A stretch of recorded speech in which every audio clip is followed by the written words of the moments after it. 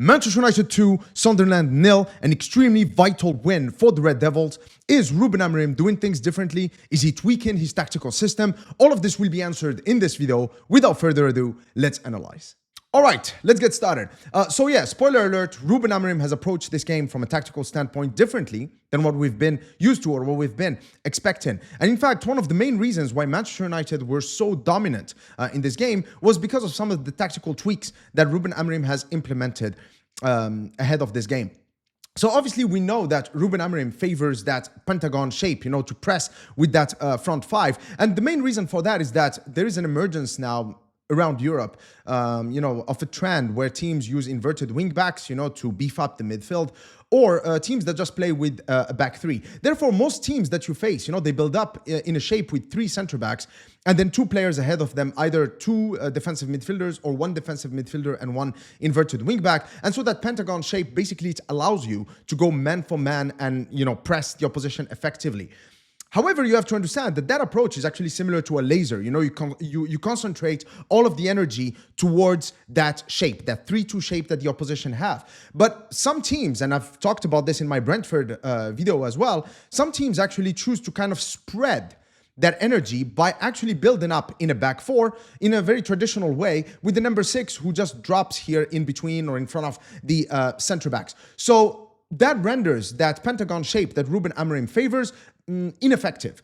So how did Ruben Amorim adapt? Well, the way he adapts is everybody was talking about that 4-4-2 shape out of position, but I think it's kind of missing the point because the real reason behind this Ruben Amorim strategy is actually to limit the amount of time and space that Xhaka has, okay? Why? Because Xhaka is actually topping the chart for Sunderland when it comes to progressive passes, passes into the final third, long balls, key passes, as well as assists. In layman's term, everything that Sunderland does and does well goes through Xhaka. So basically, if you limit how much opportunity Xhaka has on the ball, basically you are just taking the heart and soul of this Sunderland team and forcing them to go out wide where they are not as effective at progressing the ball. So here let's see how Šeško and Mbeumo were actually quite effective at limiting the opportunities that Xhaka had on the ball. So here, as you can see, as Šeško moves towards the ball carrier right here, Mbeumo goes tight on Xhaka. And then as the ball moves back, what we see now is the opposite, because as Mbeumo is going to go and target these defenders, apply pressure on them. As you can see here, the Manchester United players are not really interested in those players. As you can see here, as Šeško moves again towards Mukiele, again Mbeumo, as you can see, he sprints, moves towards Xhaka, and then as Mbeumo moves towards the top side of the pitch, Šeško also comes closer to Xhaka, and again, they have no choice but to go long, and that's easy pickings for us. But they were not the only ones, Mbeumo and Šeško, because Bruno Fernandes has also been quite instrumental in the effectiveness of this strategy. Again, same thing, you can see the Manchester United players are not applying any meaningful pressure on the center backs. They don't matter. The man who matters is Granit Xhaka over here, and as you can see, as Mbeumo moves forward, and Šeško follows him, Bruno Fernandes is the one who actually sprints with intensity towards Xhaka in order to ensure that he doesn't get the ball. Now, of course, this was extremely painful for Sunderland because they could not get Xhaka in the game, okay? He was completely out of the game, and so they could not assert any control over the game. And of course, they were already 2-0 down at that point. So obviously, Sunderland has reacted to that by taking out Adingra, a left winger, and then introduced Ballard, a centre back, in order to go into a back three, therefore adding an extra man into their build-up. But as we can see, Ruben Amorim had a ready-made solution, which is to just go back to his favored pentagon shape, which is exactly what what Manchester United have done. And as you can see, that was at the 38th minute. The substitution happened at the 36th minute. So Manchester United, almost immediately adapted to that substitution and that tactical tweak by Sunderland. And as you can see, again, we were quite effective because now, as you can see, even though Sunderland were able to add another man in defense, basically we were, again, able to go man on man, just a man marking system where we could just apply a maximum of pressure on each of their 5, build-up players. And of course, that worked out to our favor because we were actually able to win the ball and apply maximum pressure. Okay, and this concept here of just having players really close to Granit Xhaka is exactly how we were able to get that throw in from which Sesko scored. As you can see, Mbemu, Mount, and Sesko, they are all right next to Xhaka. He barely had, a sniff. And so Mbemu here is able to win the ball. And so we are able to find ourselves in an area where we can get a throw in. Also here, now this is the time where I kind of speculate. I don't have any evidence that this is what happened. But here, as we can see in the lead up to that throw-in from Diogo Dalot, Lenioro actually just lets the ball go into a throw-in, which kind of tells me that that was Ruben Amorim's plan. Because here, listen, I have to be fair when talking about Ruben Amorim. In the game against Brentford, I criticized his use of long throws as him being reactive. And in fact, there is plenty of evidence that points to that because we've had a few throw-ins in the opposition defensive third, and yet we did not go long. So that means it was kind of like an after-the-fact tactical tweak. Whereas here against Sunderland, every time we had the ball in the opposition's defensive third, we went long. And of course, we were able to score a goal from it, which just tells me that that was Ruben Amorim's intention all along. And so the fact that Lenioro just let the ball go out of play in order for us to have an opportunity to have a long throw, to me just shows that that was part of the plan, and that's great, okay? So what I just showed you, that was the defensive phase. Now, how about the attacking phase? How were Manchester United when we had the ball? Well, actually, one thing that was different is actually how adamant, especially players like Bruno Fernandes, were that we are supposed to just slow the tempo down. Slow things down, okay, here, and then here again, talking to Lamens, just being like, slow things down. And truthfully, I mean, in the first half, the Manchester United players really treated the ball with respect. In fact, for, I think, up until the 40th minute, we had like 60% of possession, and Sunderland hadn't even recorded a shot on goal. So again, that was a clear dominant display by Manchester United, and a lot of it comes down to the fact that the Manchester United players were not wasteful with the ball. But there's also another reason, and it's Bruno Fernandes' movement when it comes to the build-up. So again, the reason why Ruben Amorim likes this 3-4-3 system is because of the symmetry. Okay, the geometry of the system, in that you can press with 5 players, and then you can also build up with the same shape, with 5 players, 3 center backs and 2 midfielders. But the problem with that is that really, like, you are adding another man here, but it doesn't provide as much verticality. But in this game, things were different, because here Bruno was not actually paired with Casemiro in the build-up, but rather he would actually move forward in order to stretch the pitch vertically. And so what that did is that, as you can see, Bruno Fernandes is keeping players like Xhaka and, as you're going to see later, Enzo Lefebvre from actually being involved in the press. Therefore, it's actually provided these players with more time.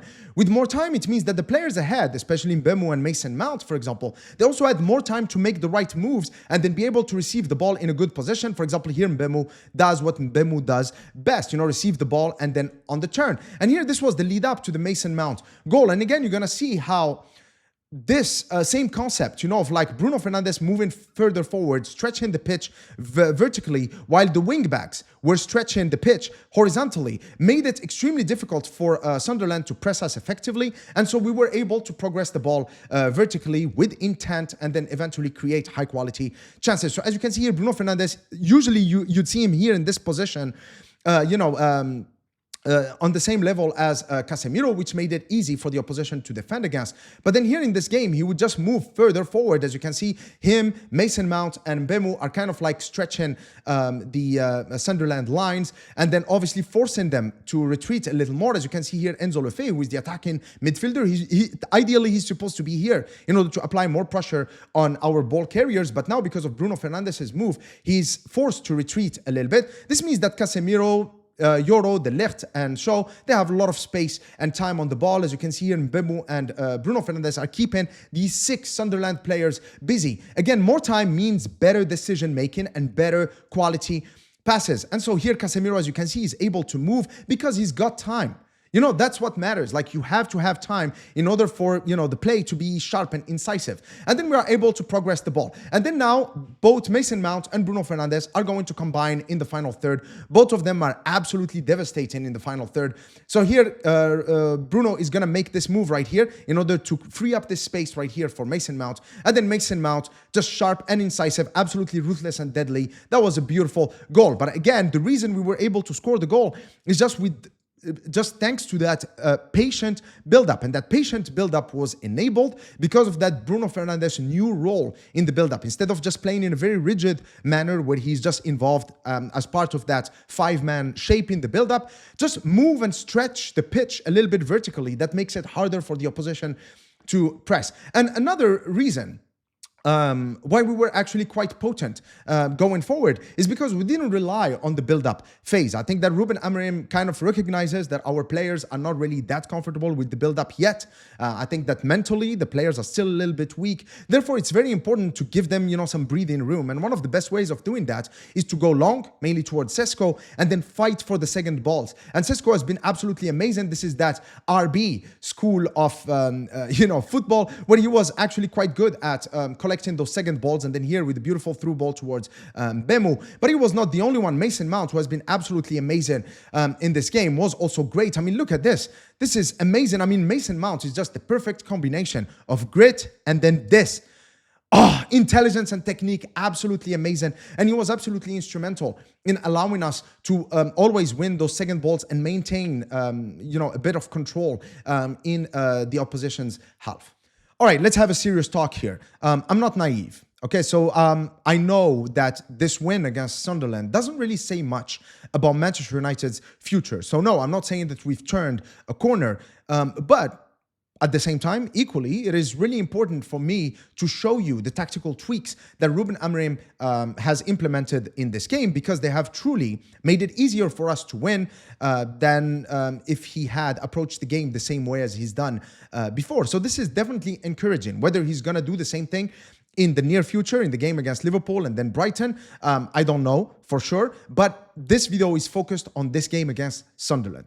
I'd also like to comment on the conversation that's going on online amongst Manchester United fans. Currently, we do have two camps. Those who believe that the reason the club is in turmoil is because of the players, because they're not good enough, because they're not professional enough, because they are not up to the task.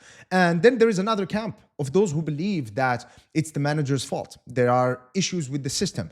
Where do I stand? Well, I stand right in the middle, because I recognize that performance on a football pitch is a matter of synergy between the manager and his team, okay, and his players. Because on the one hand, yes, the players are the ones who are executing the plan on the pitch. They are the ones who are playing, but also it's the manager who is providing them with the plan. So if that plan is flawed, then there isn't much that the players can do. And equally, if the plan is great, but the players are not up to the task or they are not professional enough, then of course the manager doesn't have much to do.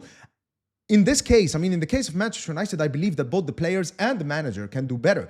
I think that we've seen enough examples of the players making mistakes that they should not have made, of the players missing opportunities that they should have scored. And yes, that's definitely on the players. But also, I have documented quite a few evidences that Ruben Amorim's system is not optimal. It's not optimal. It's actually leaving the players exposed, and it's actually easily exploited by the opposition. So this is why I believe that this video is extremely important, because it shows how well Manchester United can play, and it also shows that we can actually get positive results if Ruben Amorim makes a few tweaks. But you also have to think about it this way, because if the players are provided with a good plan, a plan that works, for example, here, man marking Xhaka and just limiting the opportunities that he has on the ball, I think that has a snowball effect, because the players will feel much more confident on the pitch. Therefore, they're actually much more likely to be focused and driven and to just give their all and be industrious on the pitch. So I think that both players and manager, they feed into each other. That synergy is extremely, extremely important. And I think that Ruben Amorim has been kind of lying to himself. Or maybe he's been buying some time for himself when he said that the system doesn't matter, when in fact he knows that the system matters. This is why he actually made these changes. So all I want from Ruben Amorim is just adjust to the opposition. Just give your players, a fighting chance. And the best way to do that is just by tweaking your tactics in order to exploit the opposition weakness. Just do a SWOT analysis of the opposition. And then your system for that game should be a system that amplifies your own strengths, okay, and helps you exploit the opportunities that are going to be presented to you in the game, and then of course exploit the weaknesses of the opposition while minimizing the threats that they bring. I mean, at the end of the day, that's what tactics are all about.